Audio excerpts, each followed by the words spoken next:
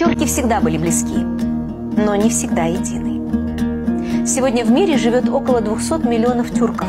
Это представители десятков народов, расселенных практически по всему земному шару. История тюрков уходит далеко в прошлое, на тысячи лет назад. Их культура самобытно уникальна. Тюрки – это первые всадники-герои, тюрки – первые металлурги, труженики, ученые, поэты, музыканты. Тюрки – создатели первых империй и государств. Тюрки внесли значительный вклад в развитие человеческой цивилизации. Были в истории тюрков и тяжелые времена, когда практически все тюркские народы и государства были порабощены, а их связи нарушены.